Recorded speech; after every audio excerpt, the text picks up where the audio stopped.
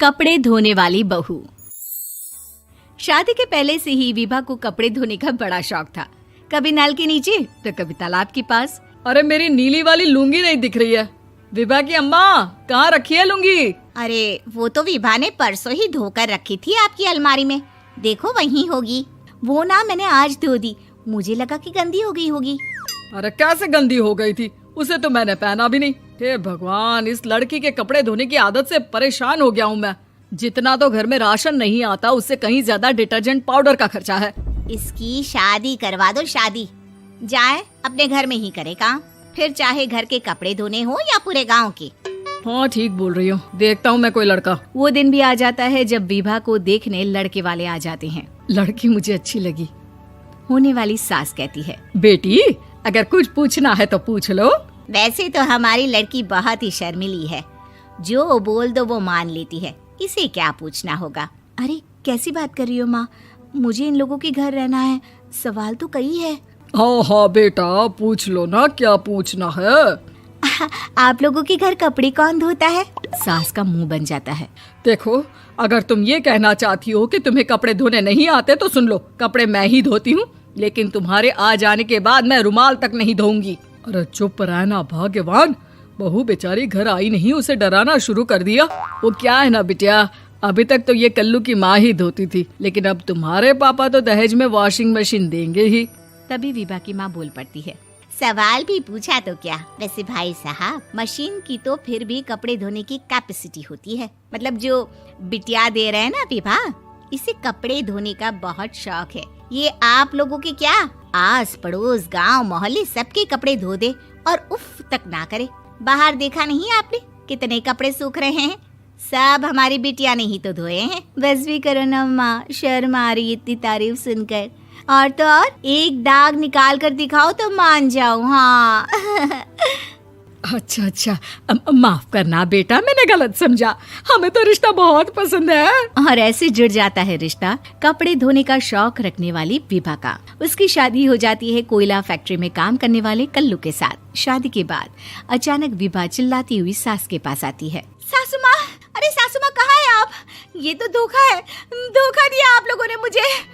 इसे ससुर के चक्कर के बारे में पता चल गया।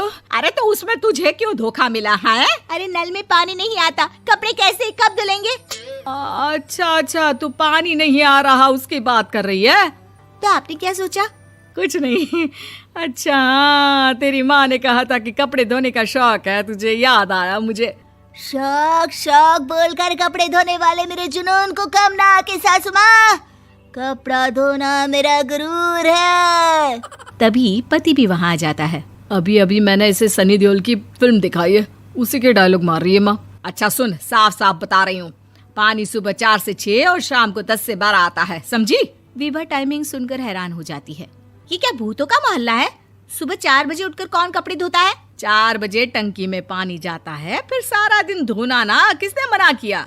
अरे कैसी बात कर रही हैं? 200 लीटर की टंकी में कितने कपड़े धो लूंगी मैं? सुबह ही उठ जाऊंगी मैं। अब क्या था, विभा सुबह 4 से लेकर रात के 12 बजे तक कपड़े ही धोती रहती। एक रोज सास पड़ोस से निकलकर कहीं जा रही होती है कि साथ वाली कहती है, हाँ कल्लू की माँ, जरा ये बताओ कि 2 साड़ी है, 2 ब्लाउज और एक पेटीकोट और एक नाड़े वाला लंबा कच्छा।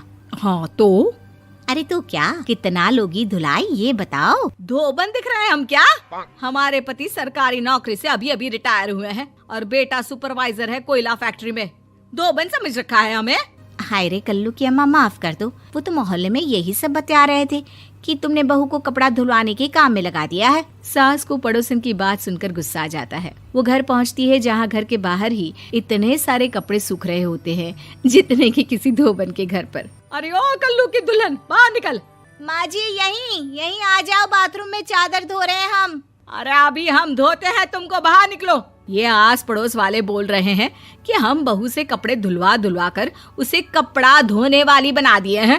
अरे छोड़ो ना माँ जी, किन लोगों की बातों में आती हो?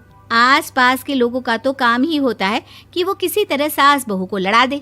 बहू सारे घर के कपड़े धोती है, ये क्या कम है? बोलिए। सास को भी लग जाता है कि वो बहू का ये सनकीपन नहीं छुड़वा सकती, इससे अच्छा है कि खुद ही चुप हो जाए। एक रोज सास और बहू मंदिर जाते हैं, जहाँ सास की साड़ी वहाँ खड़ी भीख मांगने वाली से मिलती है। माँ जी क्या बात है, आपकी साड़ी उस भिखारन से कितनी मिल रही है ना? हाँ हाँ देखो तो, दोनों की साड़ी मिल रही है। क्या बात है कल्लू की अम्मा, तुम खुद को तो अफसर की बीवी बताती हो और ऐसी सिंपल सी प्लेन साड़ी पहनकर घूमती हो। सिंपल और प्लेन नहीं है ये साड़ी। तो क्या सोने के धागे से फूल बने हैं? कुछ भी सासू माँ, कुछ भी। हाँ बने थे इस साड़ी में सोने के धागे से फूल। मेरे पति लेकर आए थे मद्रास से स्पेशली मेरे लिए 10,000 की।